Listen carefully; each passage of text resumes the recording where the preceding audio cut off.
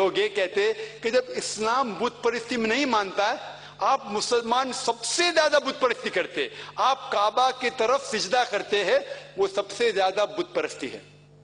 غیر مسلم کہتے اسلام اگر بت پرستی کے خلاف ہے تو آپ لوگ کعبہ کو سجدہ کیوں کرتے، کعبہ کی پرستی کیوں کرتے ہیں، کعبہ کی عبادت کیوں کرتے؟ اس کا جواب ہے کہ کوئی بھی مسلمان کعبہ کی عبادت نہیں کرتا ہے۔ کعبہ ہمارا قبلہ ہے، آپ جہاں بھی دنیا میں ہیں قبلہ کی طرف دیکھ کے نماز پڑھیے۔ کعبہ قبلہ ہے، دشا ہے، ڈائریکشن ہے۔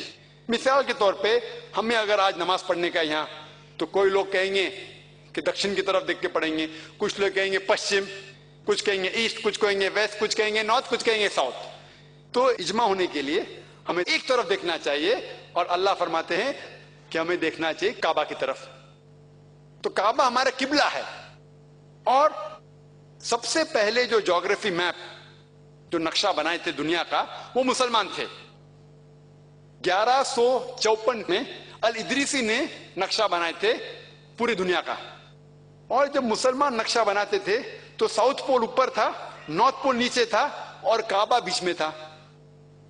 بعد میں ویسٹرن کارٹوگرافرز آئے، مغربی لوگ آئے، اور میپ کو الٹا کیے، اپ سائڈ ڈاؤن۔ یہ جو میپ ہے اس کو الٹا کیے، نارتھ پول اوپر، ساؤتھ پول نیچے، بٹ الحمدللہ کعبہ اب بھی سینٹر میں ہے۔ تو جہاں بھی آپ دنیا میں، اگر آپ نارتھ میں ہیں تو آپ ساؤتھ میں فیس کریں گے، اگر ساؤتھ میں ہے تو نارتھ میں فیس کریں گے، اگر ایسٹ میں تو ویسٹ میں فیس کریں گے، ویسٹ میں ہے تو ایسٹ میں فیس کریں گے۔ اور ہم جب جاتے ہیں مکہ میں عمرہ کے لیے یا حج کے لیے، ہم طواف کرتے ہیں کعبہ کے ارد گرد، ہم طواف کرتے ہیں۔ لوگ پوچھیں کیوں طواف کرتے ہیں؟ اللہ کا حکم ہے، ہمیں نبی کا حکم ہے، اس لیے ہم کرتے۔ اگر منطق سے سوچا جائے تو جواب ذہن میں آ سکتا ہے کہ ہر دائرے، ہر سرکل کا ایک ہی سینٹر ہے، ہر دائرے کا ایک ہی سینٹر ہے۔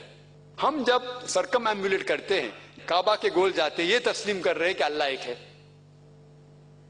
اور حضرت عمر رضی اللہ عنہ، ان نے کہا، صحیح بخاری میں ہے اس کا ذکر، جلد 2 کتاب و حج، چیپٹر نمبر 56، حدیث نمبر 675، اس میں حضرت عمر فرماتے ہیں رضی اللہ عنہ، وہ کہتے کہ کیونکہ میں نے میرے نبی کو اس پتھر کو چومتے ہوئے دیکھا ہوں، اسی لیے میں چوم رہا ہوں، ورنہ یہ کالا پتھر نہ مجھے کوئی فائدہ پہنچا سکتا ہے نہ کوئی نقصان پہنچا سکتا ہے۔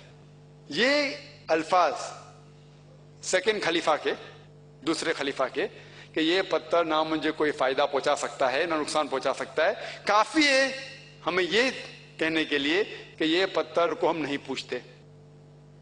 اور ایک چیز میں کہتا ہوں کہ محمد صلی اللہ علیہ وسلم کے وقت، ان کے دور میں کئی بار صحابہ نے کعبہ کے اوپر چڑھ کے آذان دی۔ میں یہ پوچھنا چاہتا ہوں کہ کوئی بھی شخص جو بت کو پوچھتا ہے وہ بت کے اوپر کبھی نہیں چڑھے گا۔ صحابہ کعبہ پہ چڑھ کے آذان دیتے تھے، یہ ثبوت ہے کہ ہم اس پتھر کو، سنگ اسود کو نہیں پوچھتے۔ وآخر دعوانا الحمدللہ رب العالمین۔